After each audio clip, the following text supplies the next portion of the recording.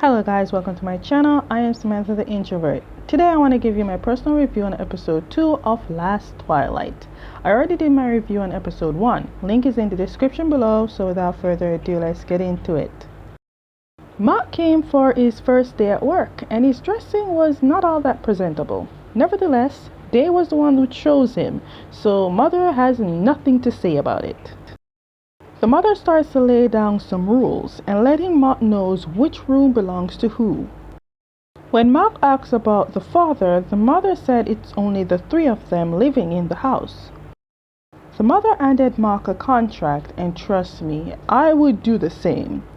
All homeboy saw was the paycheck, and it was a lot. When it comes to food, the mother is the only one who cooks and the only meal they can eat. Well, she's a chef. Knight says Day never leaves his room, so it will be a challenge to even get him to eat in here. The mother is leaving for a business trip, which means it's only Night and Day will be home, and some of the time Mark. When Mark went in Day's room, it was dark and messy. Fujai called and asked about his job, and he told her his job is easy and it pays a lot. But in the midst of talking, he heard Day, so he hung up and checked on Day. Day didn't know Mark came. Anyways, they asked if Mark touched his stuff because clearly he could tell. So Mark said yes, he did. He cleaned his room and tidied up the place while Day was asleep. Later that night, Mark told Fujai about it. Fujai basically letting Mark know he's doing the most and that it is not what he's there for. The next day, Mark went, but he forgot his key, so he kept yelling for someone to open the gate, but no one answered until Ann came to let Mark know about the spirit key hiding place. Ann is blind and is a friend of Day. Day seemed to be very close to Ann, and he looks up to Ann. Ann starts to talk to Day about Mark and tell him some good advice, then starts to lively up the mood by telling Day about his going on Tinder. He told Day he met a girl who is a runner and hoping everything goes well. Ann then talked to Mark and told him that it's hard as a visually impaired person in this world. Because Mark messed with his room, he won't let him in. This is how close an object has to be for Day to see. Day was about to put eye drops in his eyes but dropped the bottle and ended up had no choice but to call Mark for help. Mark was smoking, and because Day doesn't like the smell of cigarettes, Mark took his shirt off. Mark found the eye drops and immediately Day put it in his eyes and went to look at his fish. They told Mark that his eye drops helps him see a little clearer for a couple of seconds.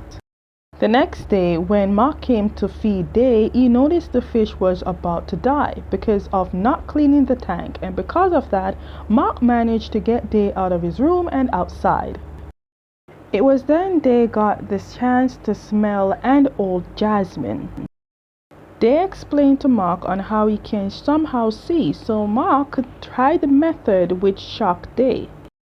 Mark is looking for soy sauce for Day to put on his eggs, but because it's been a while since Day ever went downstairs and out of his room, Day didn't know the house has changed. They decided to watch movies. Well, not really, because all Day can do is listen. Night came home and was asking why Day is out of his room. Immediately, Night's friend was under the impression that Day was in the States. So apparently Night told his friends these lies, but why? Day went in his room and locked himself, stating why he never leaves his room. Just then Mark has a flash fear memories on how his sister died and thought Day was doing the same, so Mark kicked the door open. It turns out Day was taking a bath. Day got tired of Mark and fires him. The next day, Fujai came to visit Day as it was Mark's request and gave Day Mark gifts. It turns out it's a bed slipper to prevent him from hitting his foot on things, and I guess Mark chose the fish because Day likes fishes. Day then asked Fujai if she can take him to where Mark is. When they got there, it turns out Mark trying to put his foot into being a blind person to see how hard it is, or he's trying to understand his life. When Mark asked for forgiveness, they said he only will forgive him only if Mark strips naked in front of everyone, to which he was about to until they said it was a joke. On their way back home, they bought another fish. They used his eye drops to see Mark. Okay guys, that is the end of my review on episode 2 of Last Twilight. Stay tuned for my review on episode 3. And as always, if you like my review, give it a thumbs up, subscribe, hit the notification bell so you never miss any of my videos, and I'll see you next time.